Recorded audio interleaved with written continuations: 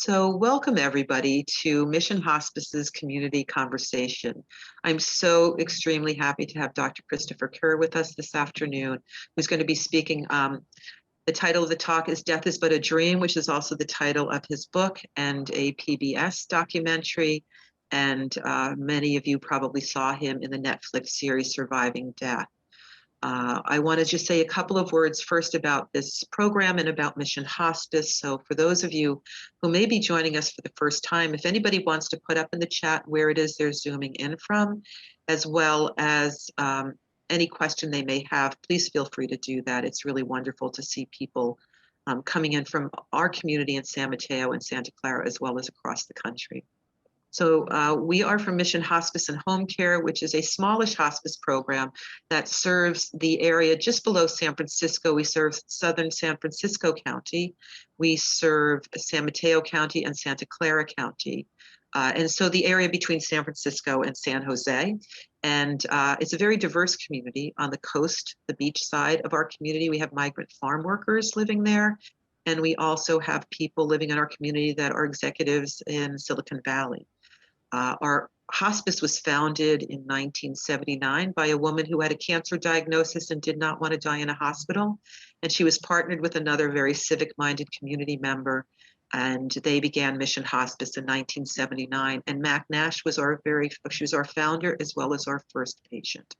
And so I always want to acknowledge our founders. And this also points, we are still a not-for-profit hospice and we're non-affiliated hospice, which means that we are not part of a large healthcare system. Most of our staff, all of our volunteers live in the service area that we serve, which is an important component of hospice, to be serving the community and really understanding what the community is. For anybody here who is in need of any services, please know that you can email me at any time.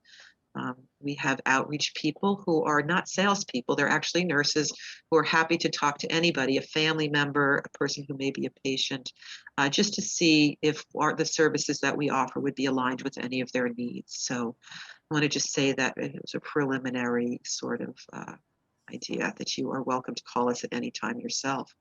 And for those just joining, just a note that we are recording. And if you do not want to show up later on our YouTube channel, it's great for you to turn off your camera now.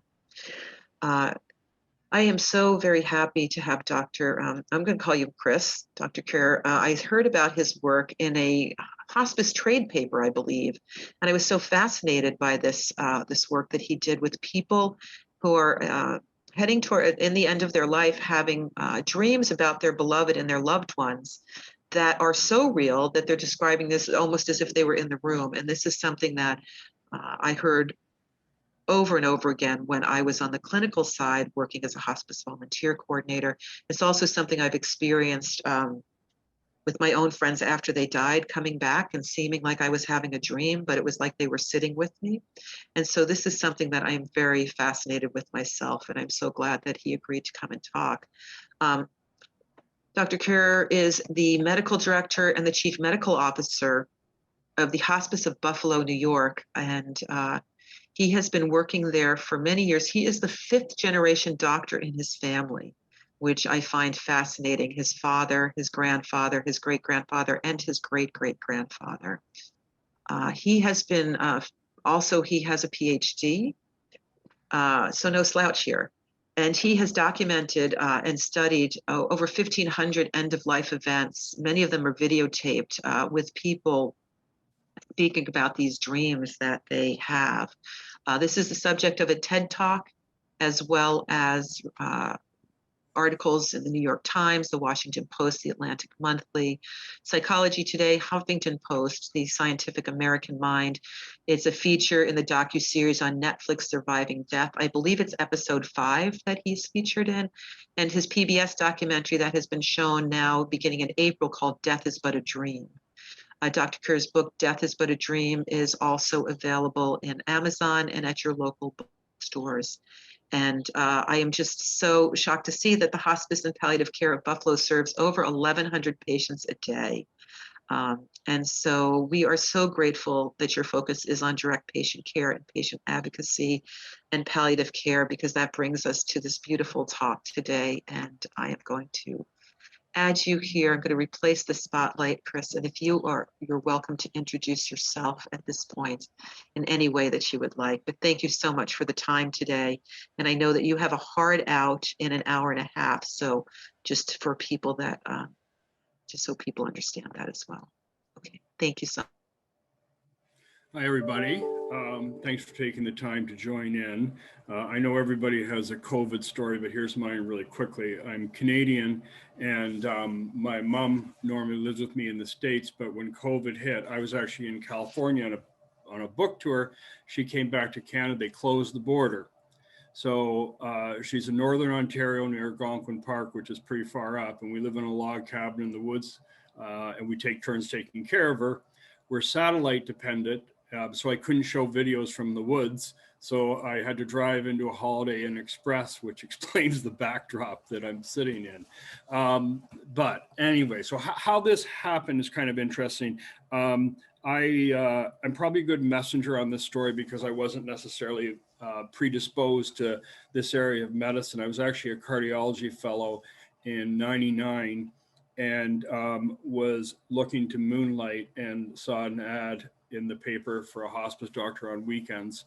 And so I went in blind, very quickly realized that I was ill-trained, ill-equipped, and essentially uninformed on how to actually care for somebody at the end of life. In my training, we actually signed off dying patients because there was nothing more to do, sort of thing. And one of the things that happened very early was my colleagues in nursing, social work, expressive therapies, pastoral care, quickly made me aware that there was this other dimension to dying. And really that's what this talk is about, this larger, more human inner process, the subjective experience at end of life. And what happened is kind of interesting. I was trying to, it didn't take me very long to realize this is real, common, obviously therapeutic to the patient, these inner experiences, and for their loved ones. And I was trying to teach it to medical students and residents who retort was always, there's no evidence for this. Of course, it's always been spoken, written about throughout time and cultures, and but there wasn't our kind of evidence. So I sought out and did the studies. Long story short, we published 8 papers on this, accumulated an enormous amount of data. We videotaped, ironically, because we knew people would have predisposed notions of what these folks look like, that their minds were broken or feeble, and which ironically then became the basis for a documentary. But anyways, I published these articles, and the response from the medical community was essentially nothing.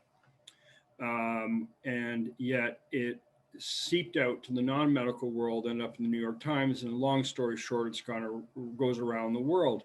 And that's important because there's a huge discrepancy between the interest in this, or the regard or the reverence for this, from those who are providing care versus those who are receiving care. And I think that's an interesting story in itself. I'm just going to pull up my PowerPoint if I can here.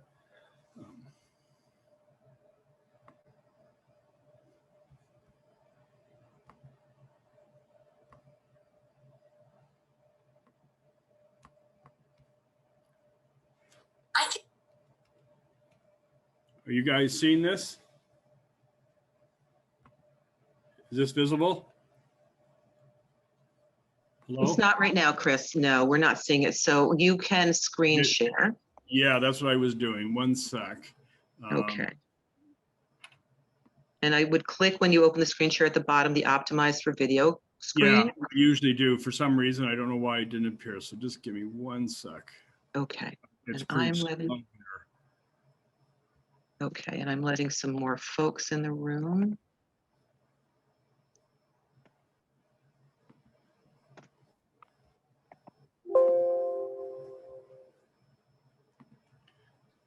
Just give me one sec.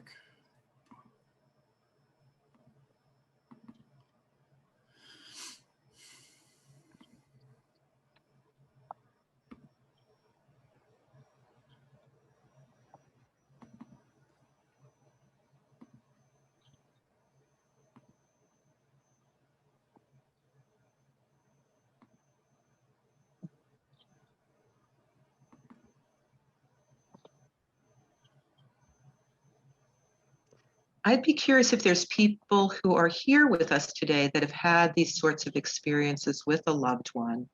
If you would put that up in the chat, if this is something that you'd like to share about later, that would be wonderful. It's just loading. It was up. My apologies. It'll just take a sec. Okay, yeah, it's a little tricky sometimes. Zoom has a life of its own. Well, the internet connection up here is a little tricky. There we go. Okay, so just bear with me.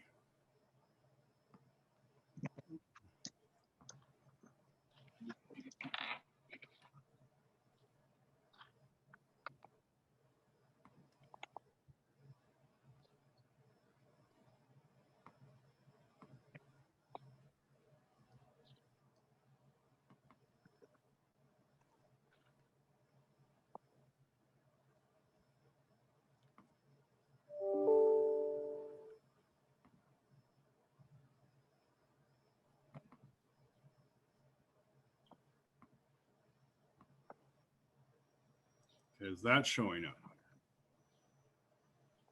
It is. Success. It is. Yes. Thank you very much. One sec. Just one more thing.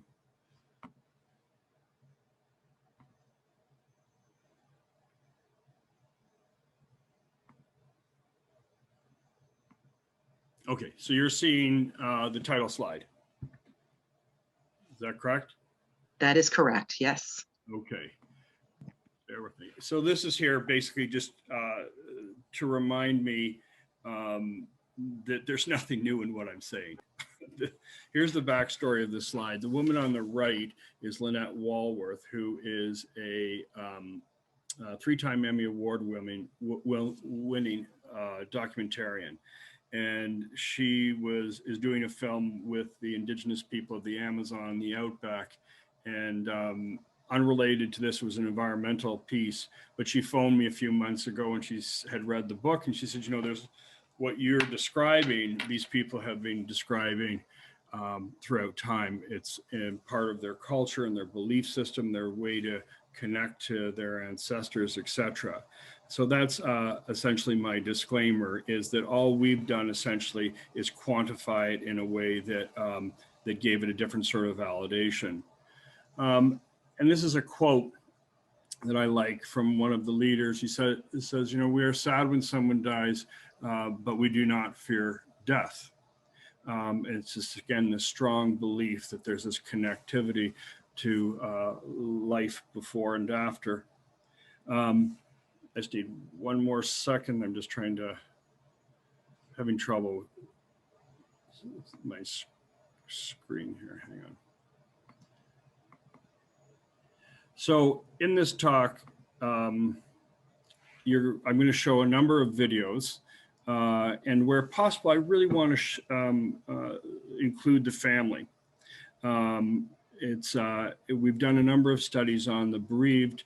Of course, our unit of care just isn't the patient, but those they love, and how people die has enormous impact on grief and loss. So when possible, I'm going to do that. So about half this talk is videos, and I'm just going to see where we are here. This is Jeannie and her daughter, Julie, who are going to talk. And this is probably several months before death. There's a lot of features that she's going to describe that we commonly see. One is these experiences are strikingly vivid. There tends not to be a lot said between the person dreaming and the person in the dreams. We're going to use the nomenclature end-of-life experiences because they're often referred to as dreams, but what's interesting is the patients themselves really go out of their way to say that either I don't normally dream or I don't recall my dream, this was different, this was virtual or felt real. We actually measured realism on a 1 to 10 scale. And by far the number that came up the most was 10. So these feel like actual happenings. Sometimes they're referred to as visions, which is really interesting because it's not like typically you walk in and people are seeing people, although they certainly can. We think what's happening is they're lucid dreaming. So one of the things that happens, obviously, one of the common denominators of the dying process is this progression towards deeper sleep, change in sleep architecture, level of alertness. But either way, these feel like actual happenings to them, and they're very profound. In our studies, what we've been able to show is what we did is we asked people every day, several weeks, months, and even gone back years from diagnosis into death. And there's a dramatic increase in the frequency of these events. Not only become more frequent, but the thematics change. They tend to, as they get closer to the end, they see people who they've loved and lost. And what to content, so what you're seeing and what level of comfort does it provide you, seeing the deceased is associated with the highest level of comfort. So there's almost this pre-built-in mechanism at the end of life where we're almost put together in a very comforting way, and in a way that really doesn't deny dying, but almost transcends it. And I'm going to introduce you now to Jeannie. I think more and more people are getting a little bit more hip to dreams. The right-hand side, I didn't know, but they were all very friendly, and they touched my arm or my hand when they went by. But the other side were people that I knew. My mom and dad were there, my uncle. Everybody I knew that was dead was there. And they passed and did the same thing. She described this as more of an event that she would believe almost happened. She knew that it didn't. She didn't believe it happened because she woke up and she was at home. But she said it was as if she were in a different place.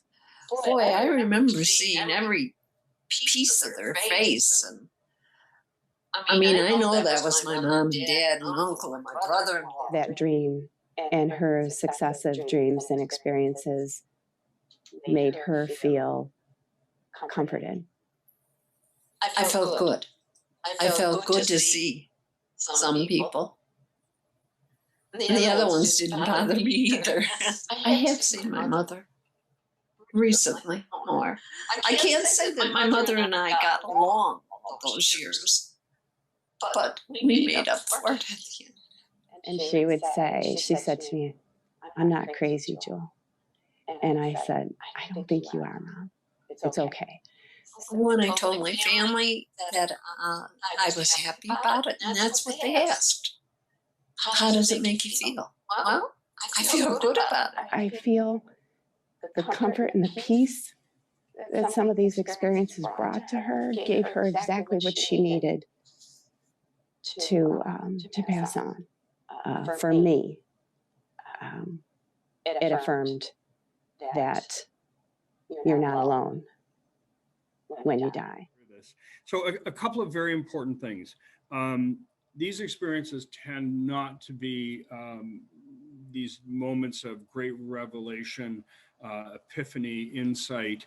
They don't lend themselves to deep metaphoric analysis.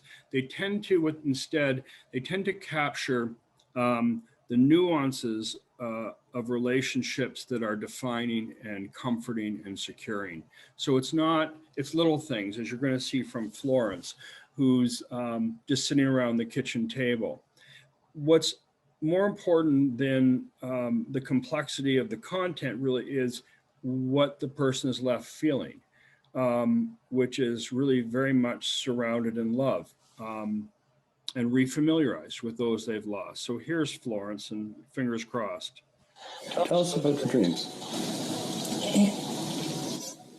It's very hard to pinpoint because they were so real. And all these years, my husband's been dead and my daughter. And when did your daughter pass? 7 years ago. Okay, at the age of 37? Mm-hmm. Okay. And your husband died? 61. 61, okay. I have seen them, not their face, not their clothes, but I knew it was them. But there was nothing really remarkable to define that that was District John. But the other night, I fell right into a sleep. We were like sitting at the kitchen table, laughing. I could see their faces. I could tell it was their clothes. We were laughing, we were talking, we were eating. It was like a regular Sunday dinner night. That's wonderful. It is. And then Monday night, the same thing happened. But the same identical thing. We're laughing, we're talking, we're having a ball. How did it make you feel? I woke up Monday morning and I went, was that real? And I thought, that was real. That was really real. What happened? We were sitting there as much as we were sitting there. Okay. Have you ever had a dream that was that vivid? No. No. That was the most vivid dream. And we hear this a lot, and it's very hard to tell whether it's real or it's a dream. Yeah. It made me feel like that whole 12 years had never existed. 12 years, that's interesting. 12 years since he's been gone. Okay. Because it was so real that he was there in the present. And 7 years since my daughter was gone. It was like we were always together, never separated. Yeah. How does it make you feel about the prospect of dying? How does it change you? I'm not afraid of dying. Mm-hmm. Does it make you think you're going to see them? Mm-hmm. Okay. I quit swearing. If you what? Quit swearing. You're worried you're going to end up in the wrong place. I have a feeling you're okay. It's interesting that you can be in the dying process and at the same time feeling very much alive, right? And that made you feel alive. So I'm going to speak quickly because we've lost some ground here, but a couple of things. The issue that always gets raised is this delirium, and a couple of points are important. These are IRB approved studies. There's a rich consent, witness, that sort of thing.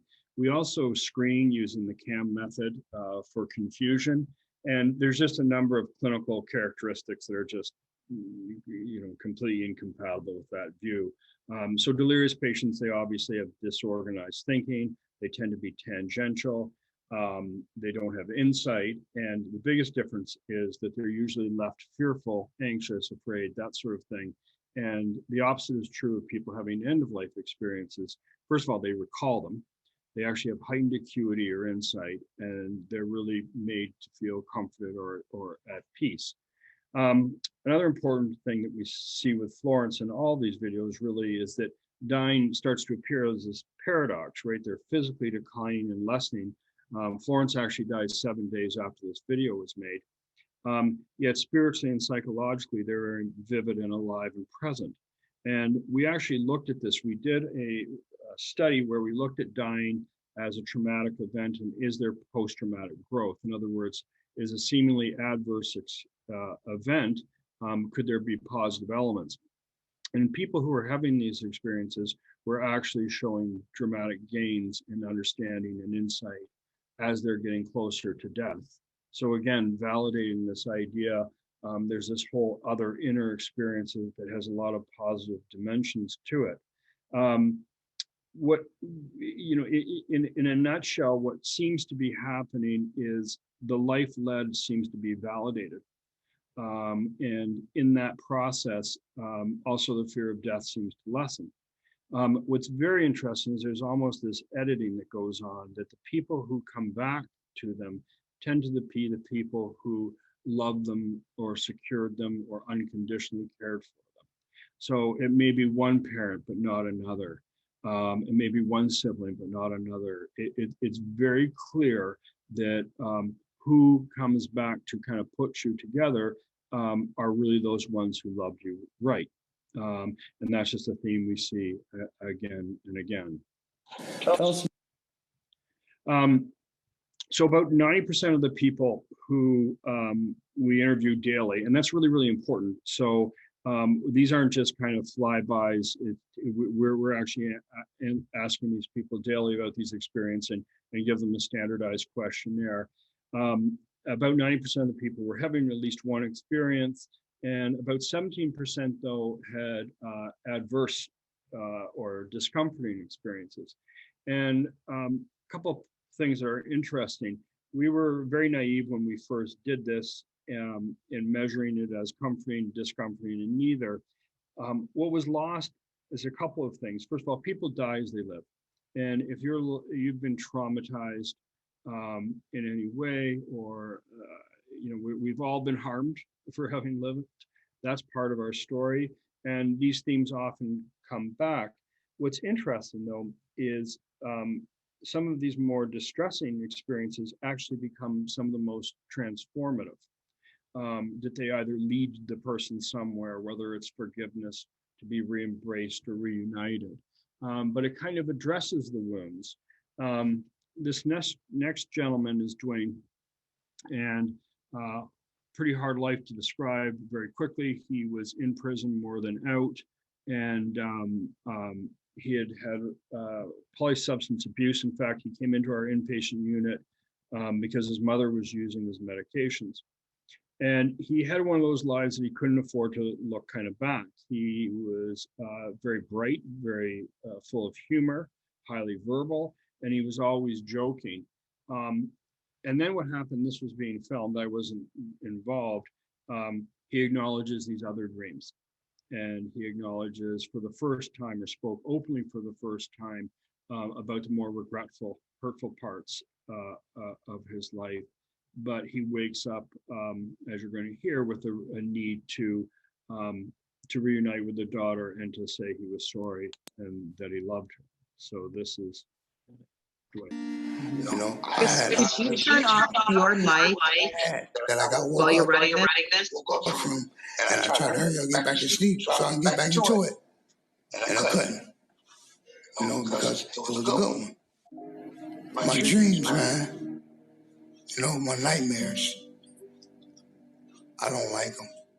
I think it's because my past is coming back to me, from doing wrong.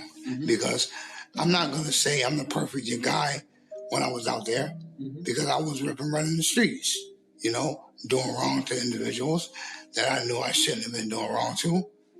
Now they caught up with me. And now they know my symptoms. They know I'm sick.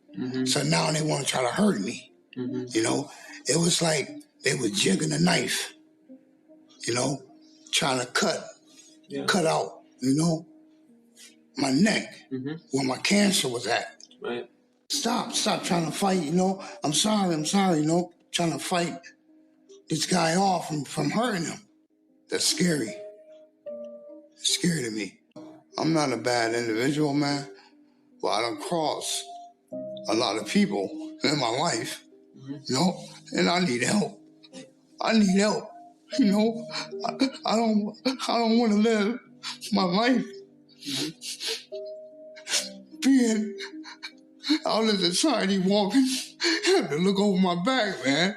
I just want people to forgive me, and please know that I was sick at the time when I was doing certain things that was hurting them and their families. That's all I want. I don't want them to look at me as a bad individual, because I'm not. I need help. I need help. In the midst of me taking my plea, the judge, they let me out. They petitioned to let me out on an ankle bracelet. And at that time, I hadn't known who got me out. I thought it was my attorney, and comes to find out it wasn't even my attorney. It was Chris. I had went and I came through the front door, and when I turned the corner, he was just walking with his walker, and I said, "Hey, old man." And it was I guess he heard my voice, and he just froze and stuck, and he lifted his head up, and he moved that walker, and he snatched away from her, and he just started walking towards me off that. And we just stood there for, I want to say 3-4 minutes, and we just cried. And he just kept saying how sorry he was, and he didn't mean it. And I just told him, don't worry about it. I'm home. I don't even care about that. That was the longest I actually really ever hugged my dad. Ever. in life. Like, I've hugged my dad all the time, but standing there hugging him for that long, and like my family always, oh, you just worship him like he just, hello, yeah, that's my dad.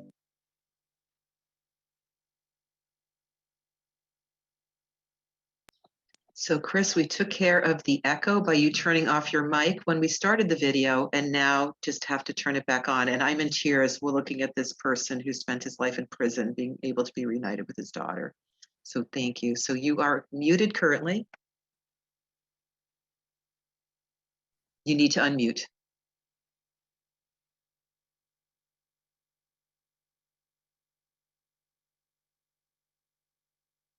Oh, I'm sorry. That's right. You probably can't see this because you can only see your screen.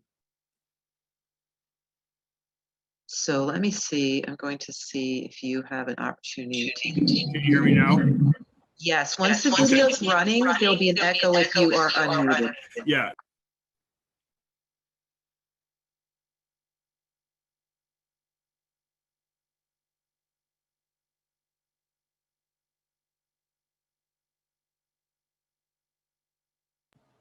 Hello?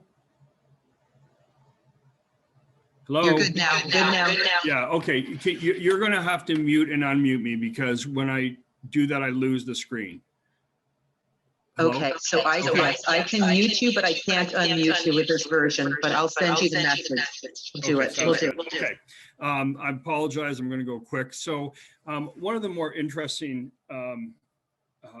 aspects of this work is that, unfortunately, in formal studies, you cannot include people, obviously, who have altered cognition, dementia, etc. Yet it's unfortunate because they also have rich emotional lives, and they have these experiences in very substantive ways as well. And there's actually a whole chapter on this in my book. I think we often talk about people, for example, with dementia in terms of their cognitive deficits, which unfortunately obscures a lot of the emotional texture, tone, and history that actually is very much there and alive. This next video is of a daughter describing her mother, who has very advanced dementia, but is having very profound end-of-life experiences. So let me just see if I can.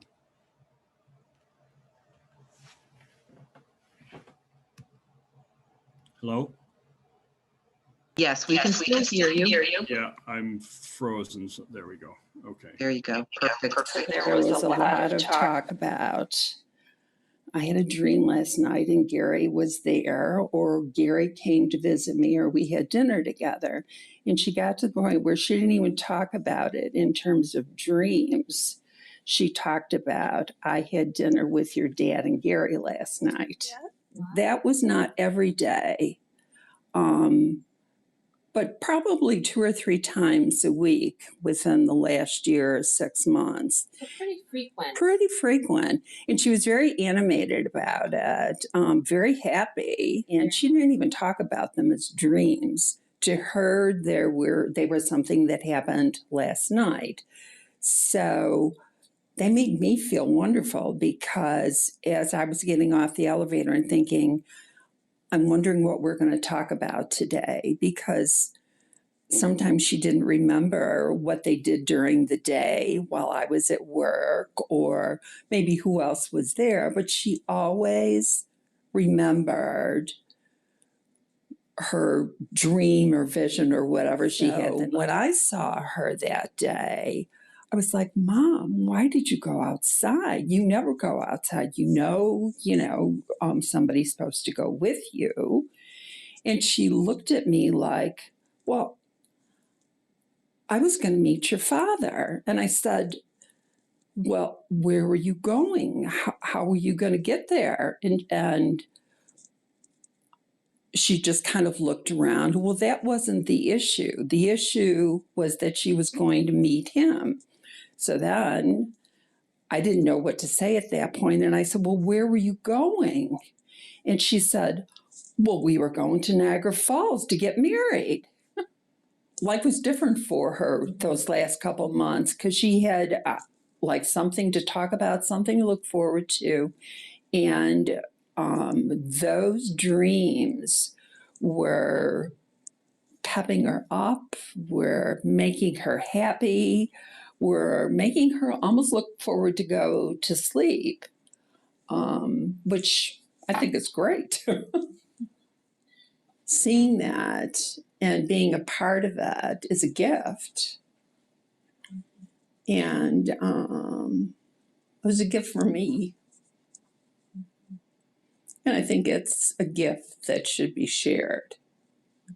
At the end of our life, there's a lot of spiritual, emotional work that is being done and changes that are happening that, I don't know, are we too afraid to recognize it, or you think there's not enough time or whatever? But I think it's as important, if not more important, than the physical things that we have to check off on the chart.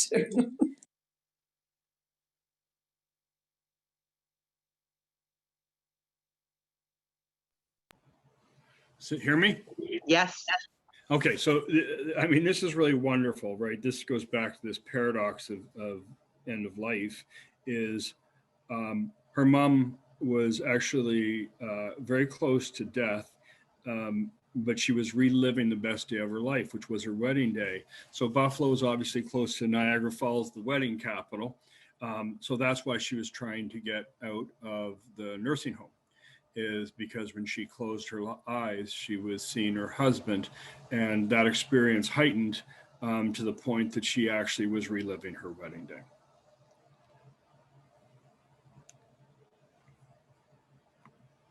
So there was a lot.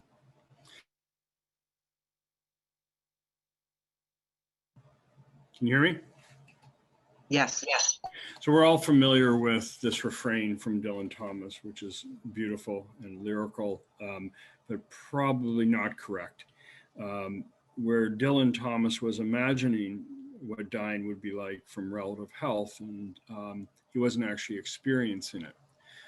What we see time and again is that within this dying process, people actually aren't fighting against, but they're more fighting towards whatever it is they're experiencing from the person whom they've loved. Sometimes this tends to be so profound that they actually, in this next video, he actually struggles to find words or language, and he's overcome with emotion. And again, it's not detailed content. It's not some great insight or epiphany. It's just the re-experiencing of overwhelming love. I'm going to go in series just out of interest of time. You're going to see a gentleman named Horace. Then you're going to see a video of Maggie. Maggie has cerebral palsy. That's why it's subtitled. The point here is pay attention, if you will, to this idea of them going towards this person rather than fighting the end of life.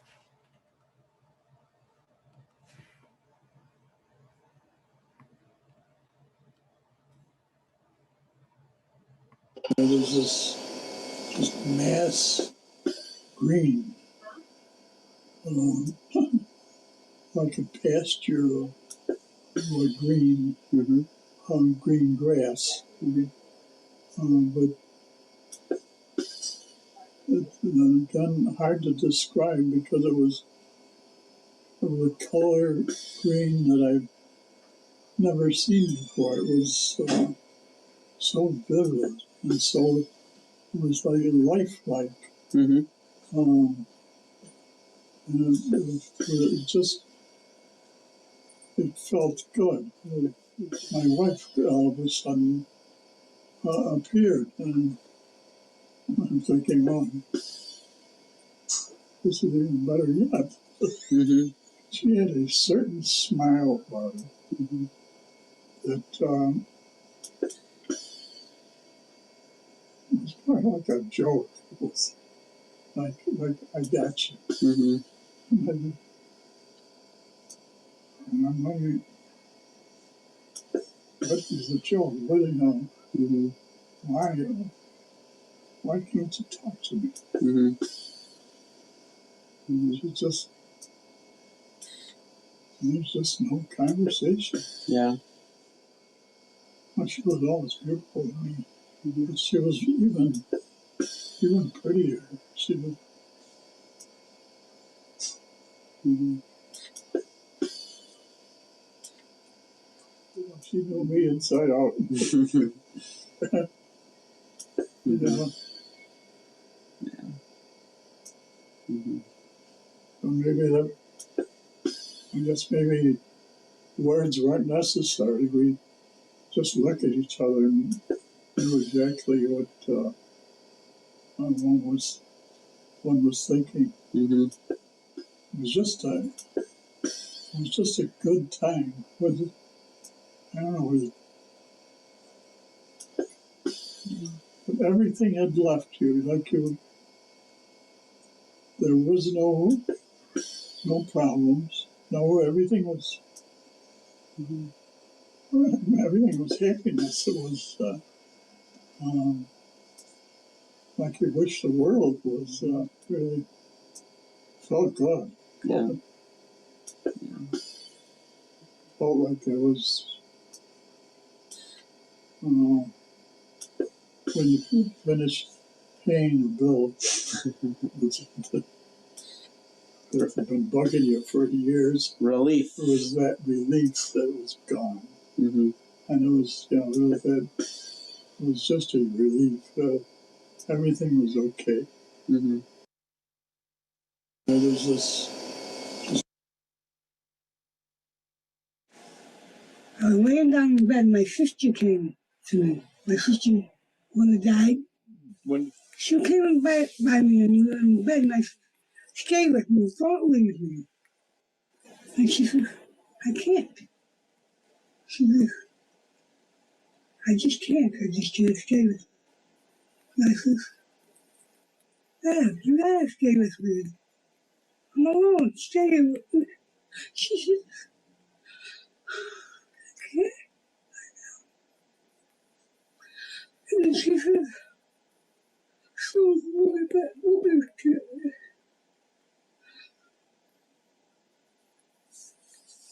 And then she said, I'll be back. So she just laid down. I said, I want to stay with you. People believe me when I say this stuff. Do you believe it? Yes.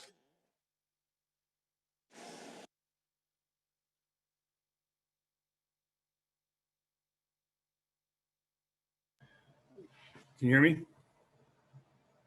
Yes.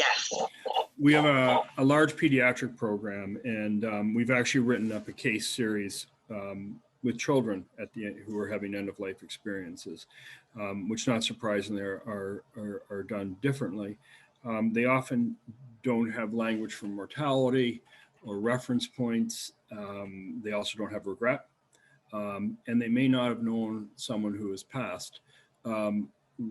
But they will have known a pet, either theirs or somebody else's, and which tend to come back with the same message that they're not alone and that they're loved. This next video is of a patient of mine named Jessica.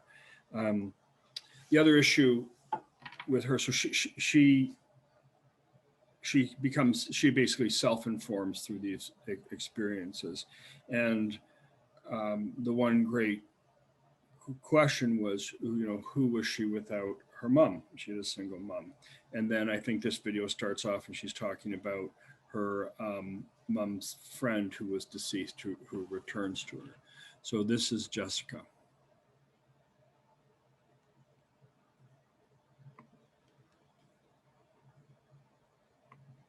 Mary is my mom's, one of her best friends that she passed away from leukemia, and How long ago? 2005. Okay. And I think I was pretty close to her. Uh-huh. And she was very close to my mom. She was nice. Okay.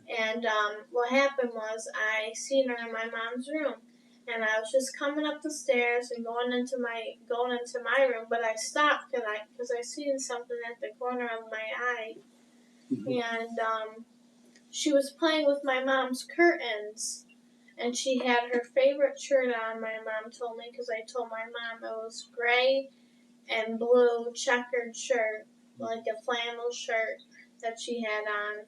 And she was playing with her curtains, and my mom's phone was charging, and she was looking down at my mom's phone, and I told my mom that, and my mom was pretty shocked, and I said, see, she's probably happy that you did a good thing, and she's coming to say hi. And I had a feeling that she was just coming to tell me that you're going to be okay, everything's fine, but she didn't look at me. She was just looking, but I had a feeling if I called out her name, she would look at me, but I didn't want to scare my mom. How did it make you feel? What did you get from her? What did you feel from seeing her? I felt a sign of relief. Yeah. And happiness, because she was a very strong person, and I know that I'm strong, and my mom tells me all the time that I'm like her. And you told me that you thought that, oh, Mom, I saw an angel. That's how you said you felt, and you felt peace, and then you were able to go to sleep. And then I was able to go to sleep. So it was really comforting. It was comforting, yes. You weren't afraid. I wasn't afraid of it at all. My dreams that I have are good dreams now, which I dream about my old dog Shadow that has passed away, and I see him, and he's in a good place, and he's running, he's having fun, but then again he runs away, and I never see him again. I feel like it's his meaning of saying goodbye. I have an occasionally where he comes to see me, to have a feeling to have him say it's okay, that I'm in a safe place. And he comes with a meaning for you, and that meaning is. We were close. And even though I didn't like him half the time because he would always be on my butt, but I still loved him. Yes, I do have to sort out what's real and what's imagined. I usually just try to lay there in my bed and try to reenact that dream and just think about what just had happened to wake me up. Yes. But I do get afraid because I see how dark my room is, and I look on the ground, and the one night I happened to see a long black thing, and that was him by my bed.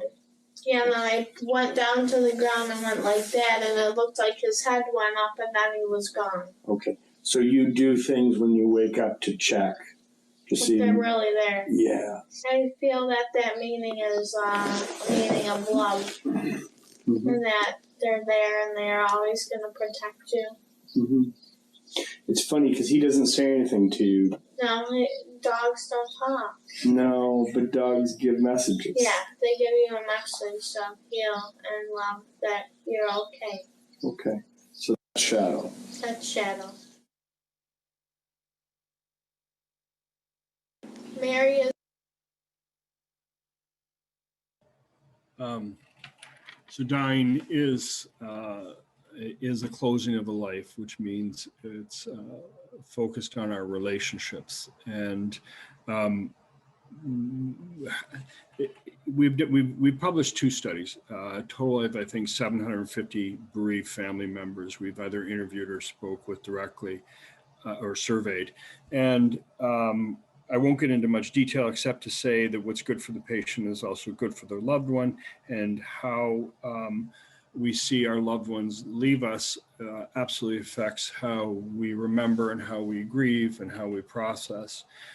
We've actually used grief scales, and people who have experienced or witnessed their loved ones being comforted and reunited at the end absolutely do process in more positive ways, and they remember in ways that are more healthy. It kind of redefines dying from a diminishing to nothing to actually a reclaiming and a reaffirmation. This next video is of Norb talking about his wife.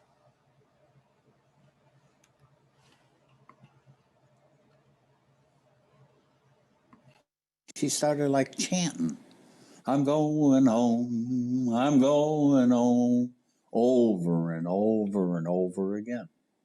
And that's kept up almost all afternoon. I'd give her give her a drink or something, bring her bed up, and as I brought her bed up, her head would go up and still stare at the ceiling real hard. About, I'll say right around 3 o'clock, I said to her, "What are you staring at so hard up there?" She says, "It's the angels. They're coming down to take me home to heaven." And those were the last words that I ever heard her speak. She was total content. She had been fighting cancer for about 13 years prior to that there. And I knew that now she was at total ease. She's done. It was the end, and she realized that she was happy that she was gone. And how does that make you feel? It put me at ease also, knowing that. It's been hard at times to grieve her loss, but knowing how she died, what mood she was in when she died, has put me at great ease over it, really. Now, do you think, often about that experience? Do you ever revisit Oh, yes. it? Oh, yes, I think of it there a lot. And still, how I can hear her chanting over and over and over again. It's made me feel at ease knowing that she was at total at ease when she died. It wasn't that she was suffering or anything. She was happy that she was going. And the angels were coming to get her. Definitely has been ease as far as my grieving over her loss, knowing that, hey, that she was at ease when she died. Who do I want to dream of? Her waiting for me up at the gate. She's the love of my life, and I want to be back with her. Is there anything else you would like medical professionals who take care of people who are dying to know about these experiences? I think it's a field that really should be looked into deeply. That it's something that affects everybody. It affects everybody differently. The person that's losing somebody it affects, as well as the person that goes. And what their feelings are at the time has a great effect on the survivors, so as to speak. And to know that they went out happy, in a good mood, not suffering, hey, that's the main thing. She started like chanting.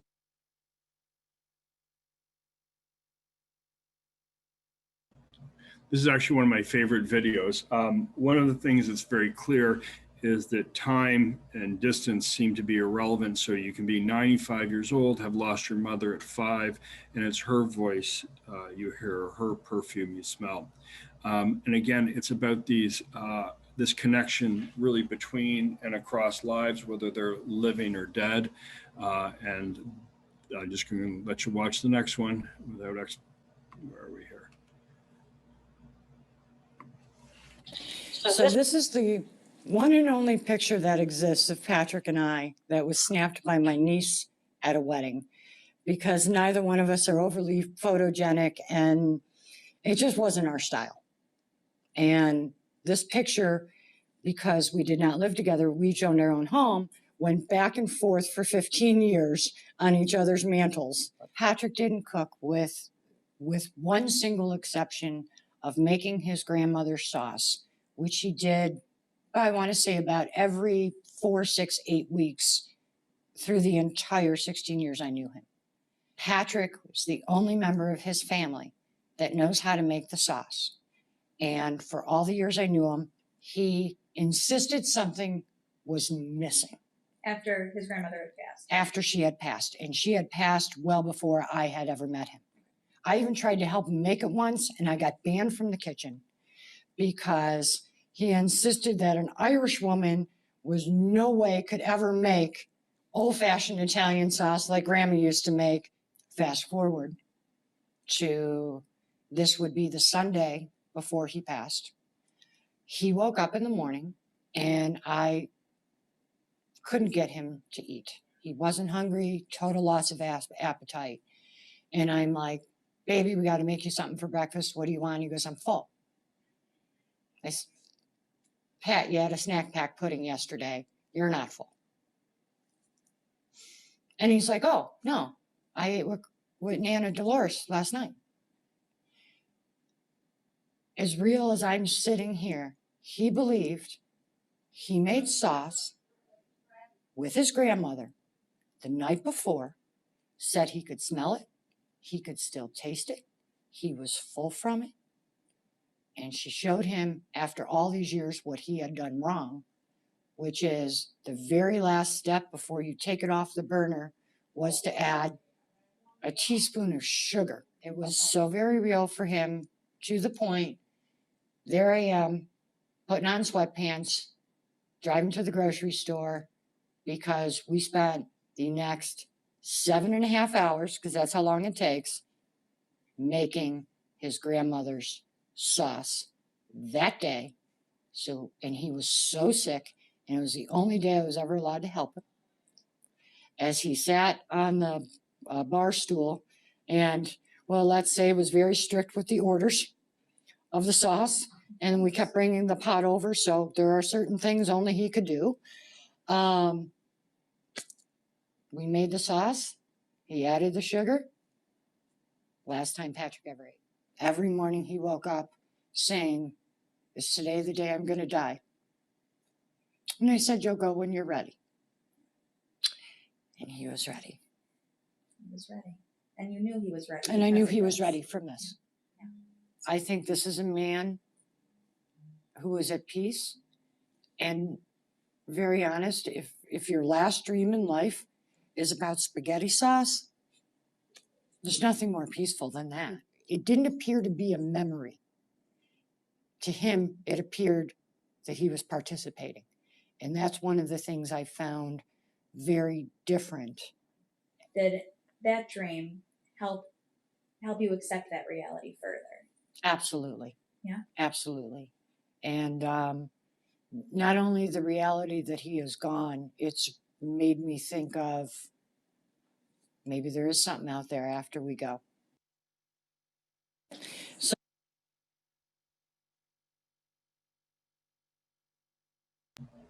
Okay.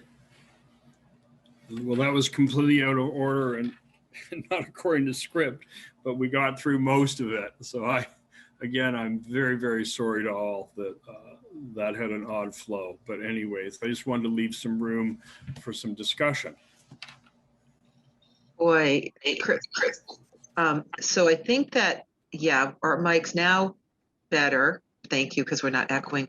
I think that just seeing this, I would never have known. I thought, boy, what a beautiful way to sort of wind this all up. So it didn't seem to me that anything was out of order. So thank you for letting us know that, but it did not land like that.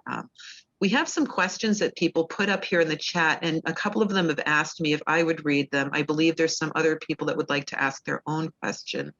And maybe we could go back and forth. If there's people that would like to ask a question, thank you, Jen, just put her hand up, or to share a story, you can do that by moving your cursor to the bottom or the top of your page. For more recent versions of Zoom, you click reactions, and then you will see you'll see a bunch of things, but at the bottom, you'll see raise hand, and click on that. That allows me to track. Then I can also, thank you, Karina, put you, so it looks like you and Dr. Kerr are speaking to each other. So the first question that came up is from Marcia. And Marcia says that her husband told her that he was with people who seemed familiar and seemed glad to see him. I had asked him what they were doing, and he said floating around, but I can't figure out how to get off my pillow to join them. She says 2 days later, it seems he figured it out because he died. And then a little bit later, Marcia put up this, she says here that my husband was very comforted by feeling so welcomed in this dream. He wasn't somebody who had any concept of afterlife. So this was beautiful to hear. I unfortunately have to leave at 2, so most likely won't be able to talk about this, but that's okay. If you ask the question, she'll catch it on the video later. So if there's anything you want to say about that, it's just so beautiful. It's more common than not that there's a progression in the imagery. So it's somebody waiting, and they may be at a distance or not quite proximate to you, but that gap closes. It may be, somebody will see them over a hillside or over a valley, but gradually there's this wanting to get there. It's as though, we looked at this qualitatively and what was the meaning of this to the patient. And it was this idea that people were waiting for them. And sometimes they knew who they were, but more typically they know who they were, but sometimes they didn't. But what's fascinating is that they're always comforted in those themes. Mm-hmm. So even when you heard Jeannie at the beginning talking about those people touching her, yes. I mean, you would think that would be horrific, but that's never their affect when they're describing them. Thank you. Jeannie asks, on the whole, and she's got a two-part question too, on the whole, have you found most of these person experiences, dreams, and visions are comforting to the individual or less so? 88% are comforting. But the 17 roughly % that aren't, again, are those ones that are more transformative like Dwayne's. So it led to something. A very common one is used to have a lot of World War II vets who had suffered with PTSD for 60 plus years, and things like survivor's guilt.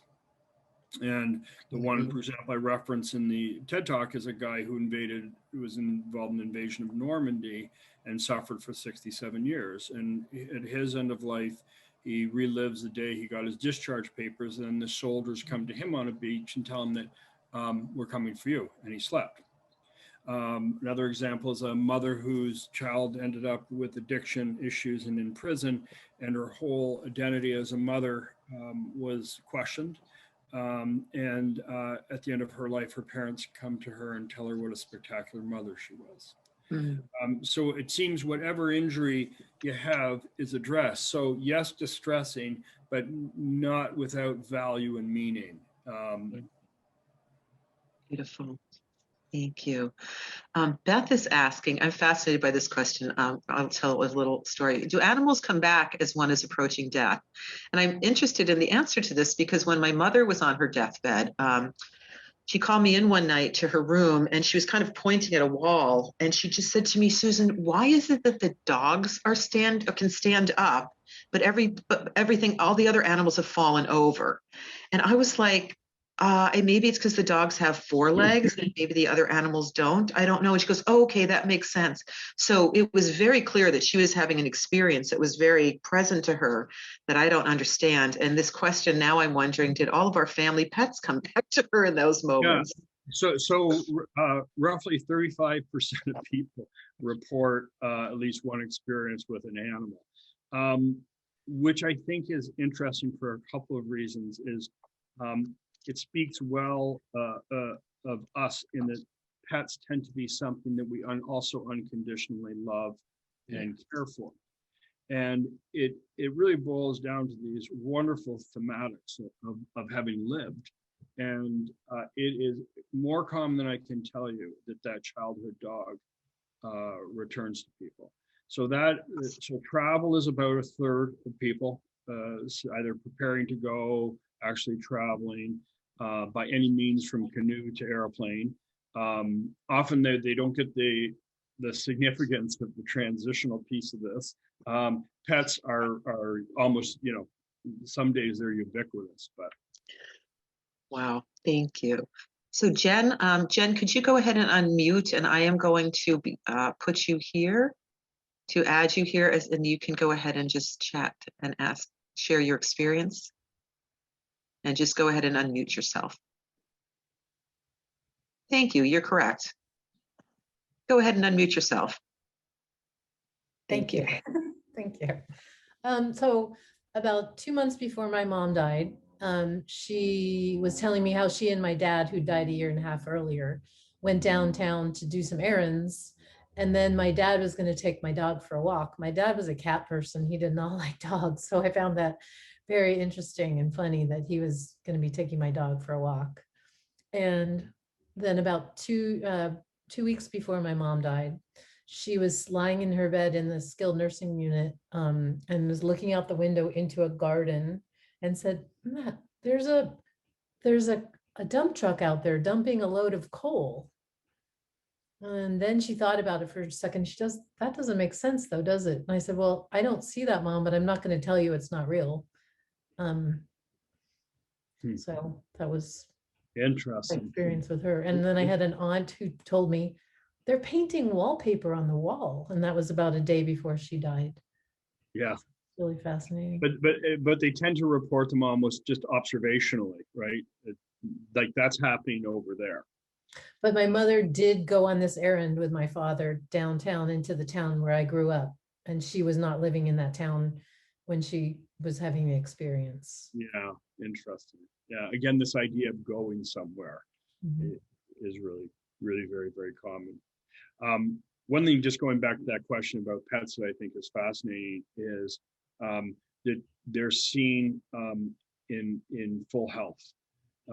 So we've had children who, we have video of a young lady who goes through about 8 or 9 animals that she's known, grandmoms, cat, neighbors, ferrets, all who had died.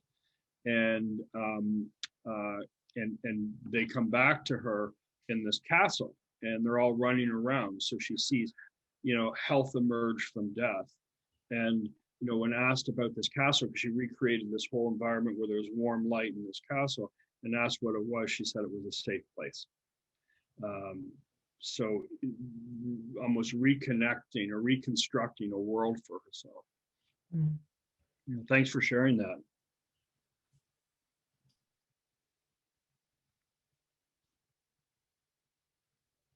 Alina, I'm going to have you go ahead. There you go. If you could ask your question and unmute. Thank you. Yes. Hi. Thank you. Thank you for being here and thank you for all the work that you do. My question is about sleep, but I want to share briefly with you that on your book tour in California, when the pandemic hit, I was fortunate enough to meet you on the very last night before the pandemic has, and you, I was thinking about this yesterday, were the last person that I hugged before the pandemic hit. So if I had only known, so thank you for No, I remember exactly when I saw you appear. Yes, it's wonderful to see you. I did come to see you and I do have a question also. It's about sleep. And that night in Santa Cruz, you were telling a story and it was about a man and you said he was afraid to fall asleep. And then you said, because you have to die, you have to fall asleep to die. And when you said that, I heard you, but I didn't really get it. 2 months ago, my friend Bob was in final stages of lung cancer in hospice and dying. And when I would, show up to check on him, his wife would say to me, he's afraid to fall asleep because he thinks if he falls asleep, he will die. And so when I thought about what that feels like, what that must have been like for him, it didn't feel very peaceful. And as a person who's looking and trying to work to have a peaceful death, I'm wondering what you can, if there's something that you can share with us about, what to do if that's happening to you, what to do if, like, how would you help somebody that was going through that? It's such a great question, and I've never had it asked, but I've run into it a lot clinically. So a couple of things. It's very hard to go from wakefulness to death. 10% of deaths are acute. The progression to sleep is no different than the functional decline, distance tolerated, all of those things, loss of appetite. It's this kind of continuum, and the pull to sleep gets stronger. I've had a lot of people ask me in my life, I'm scared to close my eyes because I don't sure if I'm going to wake up. And I'm not sure if how well this is expressed, but let me try. What I typically tell people is it doesn't sneak up on you and surprise you like that. Is that it's a gradual wave goodbye. So you have awareness. That's why some people can pop up and wake. And I think it's more comforting that it's easier to let go and it's easier to sleep than it is to fight for wakefulness. But there's an element of control to it. That's why we see people, for example, who we can't understand why they're hanging on so long. They haven't eaten or drank in 3 weeks, and they're waiting for something. Mm-hmm. The analogy I give is this, is that if you've been a parent and you've got teenagers and it's Friday night and they've gone out and you're not particularly worried, but they're not home yet, you haven't heard that door shut. It's very, very hard to sleep. You can't let yourself go to sleep. And I think to die properly, we're very well aware of physical pain, but you can't have psychogenic or spiritual distress either.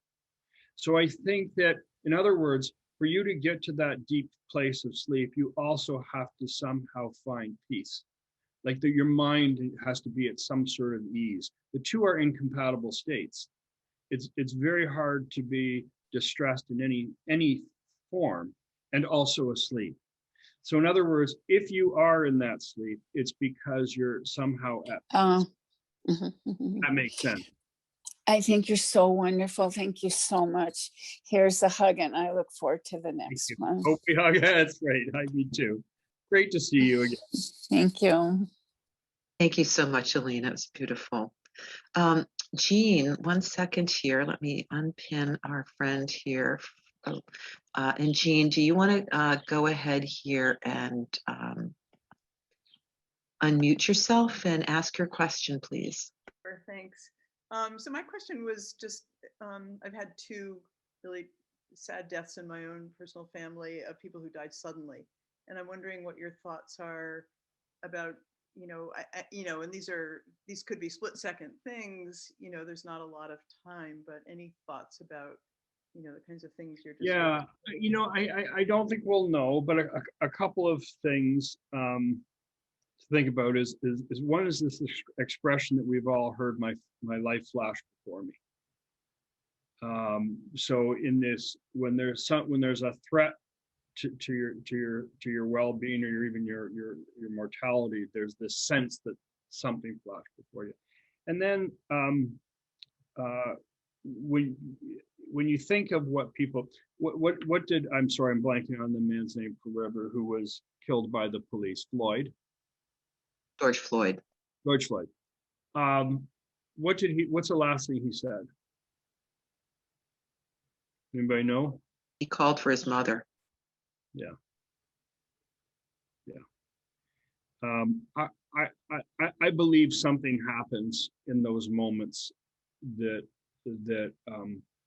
pull us back to that. I can't say definitively, but I believe in it. There's not randomness to that. I think you're just returned to things that are primal and more visceral to you, that make you feel safe. And that's typically the people who loved you. I think that's true.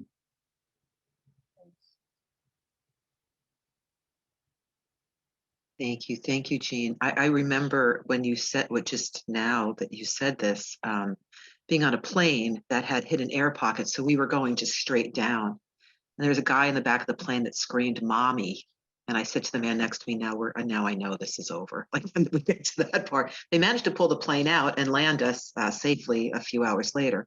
But that primal experience of that man just screaming for his mother, I thought, wow, we are might be as close to death as I've ever consciously been. You're right. Well, and that's what they always describe on battlefields. Yes. Yeah. Karina, do you want to go ahead? I'm going to spotlight you here and go ahead and unmute yourself, please. Thank you so much for this really moving and important program. Thank you. So in the very first video, I couldn't make out the sound. I have 2 questions.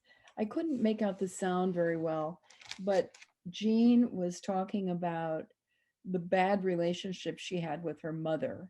And normally it seems when people are on the threshold, one of the people with whom they've had a good relationship is their mother waiting to greet them, but she did not. And could you explain what happened to her? Because I couldn't hear it. And the second question is, everybody from what I hear, listening to this, and also having heard Bruce Grayson and reading his book after, is that people describe the beings as people they know one way or the other, or some ineffable being that they define, for lack of a better term, as God. But are there any experiences of people saying Michelangelo or Dante? That's a good question. So in the first, to answer your first question about G, her relationship with her mother had been conflictual. And again, those realities aren't denied, but she's also clear that they found some sort of peace with one another towards the end of her life. And she also did at the end of her life. She was interesting. The part of the video that's clipped out is she knew she wasn't dying at that moment because she hadn't seen her dog yet. Oh. And she says it in the video, and then close to death, she sees her dog. No, so one of the hard truths is that first of all, religious symbolisms and icons and references are actually very, very rare, and we had trouble with this, and we're not the only ones who have reported this. And then I read this wonderful piece by Kerry Egan, who is a Harvard Divinity trained chaplain. And she wrote this great piece about what people talk about when they die. And she basically says, and which I believe, is that what we're hearing from people are actually not the symbols and structure representations of faith, but the tenets of faith, which are love and forgiveness. And her argument goes basically, to know God is to know love. And our first and last church is our family. And that's where we go to. We don't talk in big theologic terms. We talk in these other terms.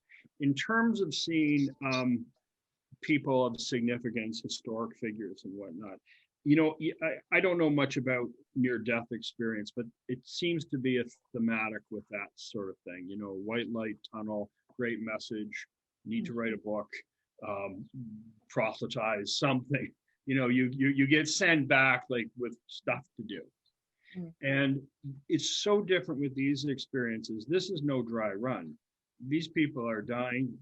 There's no more room for therapy, analysis, or anything. They don't feel a need. That's why one of the things you'll notice in those videos is they're just shared so matter-of-factly. Like, yeah, this kind of happened, and I think that's fitting. You wouldn't want to think that there was all this work involved. You want to be able to intuit and just feel and be given something, not have to process and, whatever.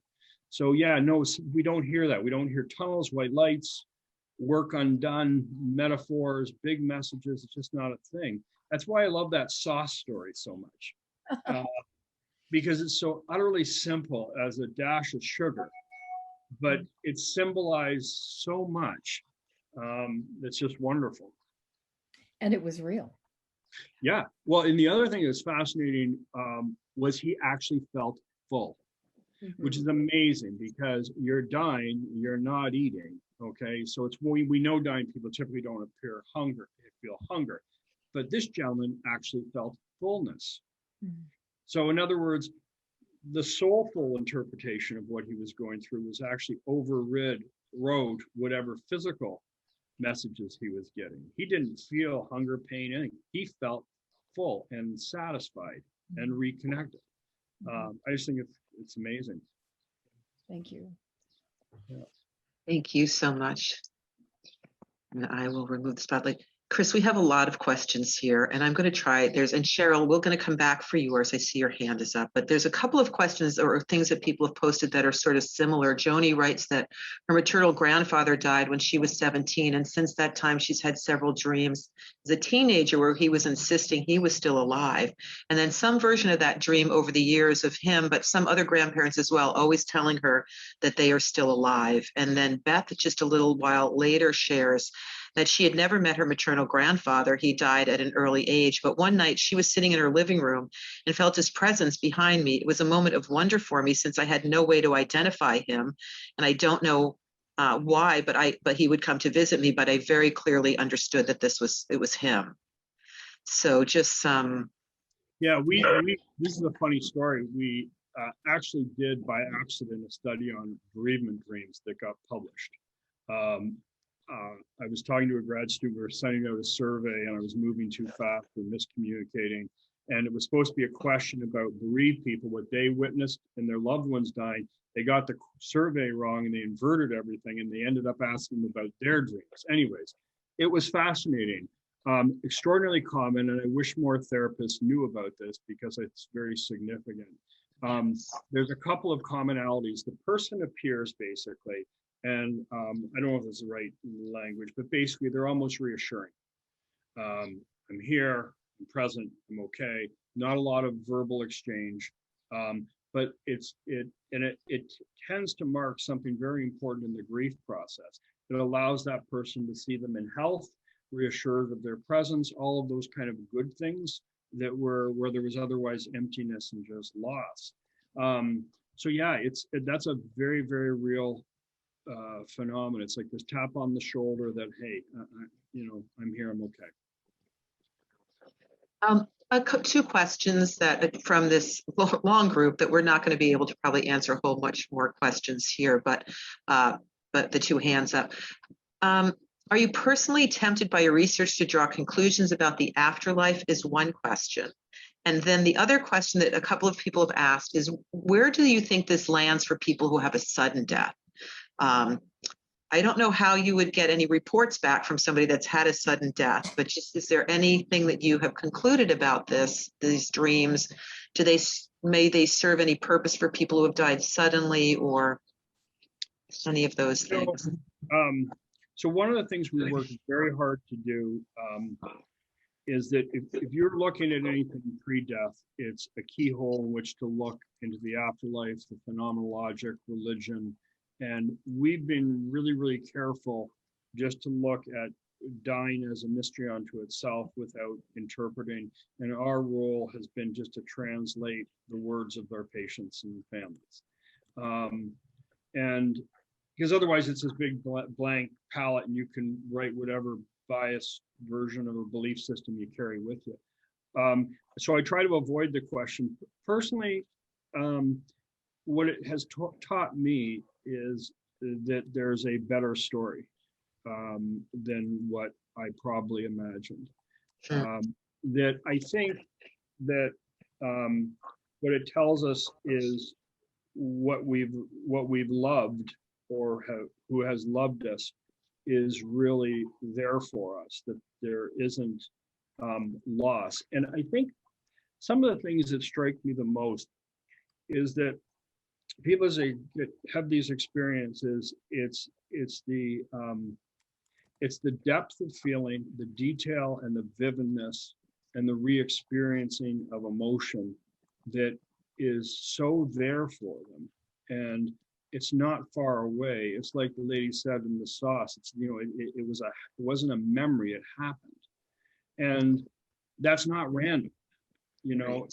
It's really extraordinary. And I'm also struck by the fact that there's, again, this editing process. We've had so many patients, and there's a lot of them in my book who just returned to those 1, 2, 3 people who just so unconditionally loved them, they were inseparable from them.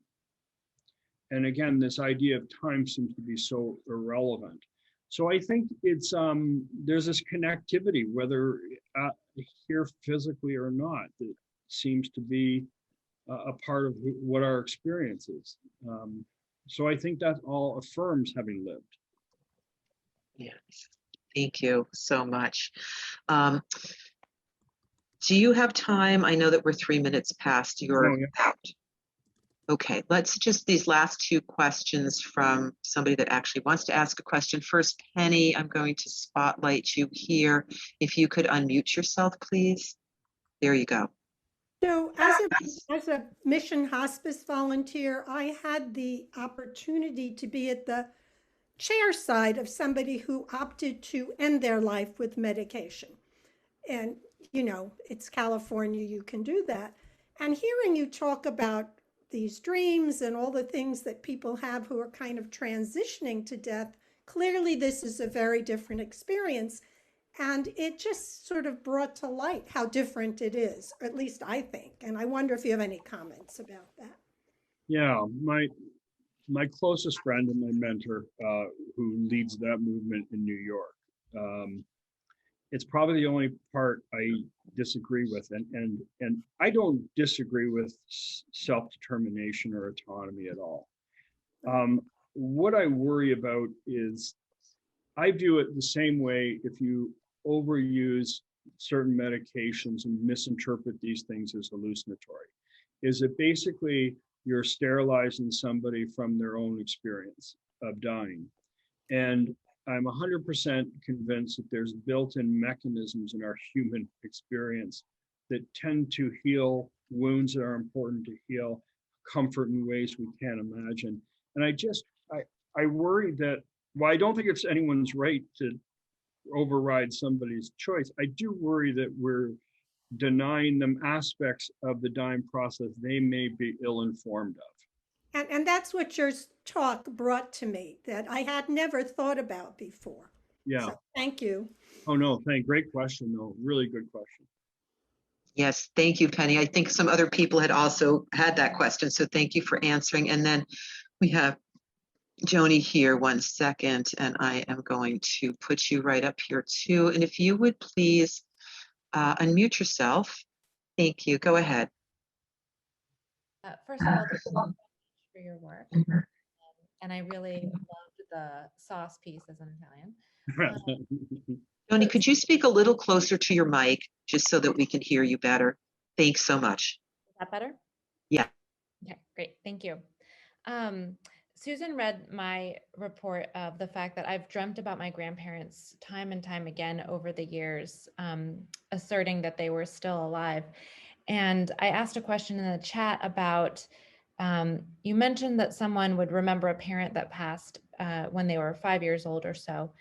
But my father died when I was a baby. And I'm just curious if you've had anyone report an interaction with a parent that they didn't code memories for, which I'm also realizing may be connected to my dreams of my grandparents, but that's a absolutely. But it's more the other way. And I really need to get more of these on film. I can't tell you how many parents we've had who have lost a child in pregnancy or shortly after. And actually, there's stories of this in the book. That the best one that stands out was really the one that launched this whole thing, which was a woman named Mary who was holding a baby that nobody could see, and everybody in the family was holding vigil, and they understood each and every other reference. And then her sister comes into town, and she's calling the baby Danny. And the sister explains to her other children that was her first baby who she lost. So it's a little bit different so yes, there was coded memory, but it was fleeting. But the life of it, whatever that was, is still very present and returned. But yeah, absolutely, have had those experiences of a parent who they didn't know for very long, but was there. Yeah, and I've also heard a lot though of people yearning. I think that those losses in childhood, there's a hole, and I think there's this natural and understandable need to have it filled, and that literally the hole in the heart. And I think there is closure to that at the end of life for many people. Thank you. Thanks. Chris, one thing somebody is asking, and I've always been curious about this, and then we will actually end. the people that were being interviewed seemed very lucid, and I was curious about, the use of morphine or narcotics, and some people, I just supported somebody who was dying that wanted to be as conscious as possible for her end of life. So even though there was pain, like the worst pain I've ever witnessed in my life, just this idea that she didn't want to be so medicated that she couldn't be consciously aware of her life. And I wonder if morphine, or just how does the medication work if people are having these experiences, whether they're using narcotics or not, if that seems incidental to their experience of.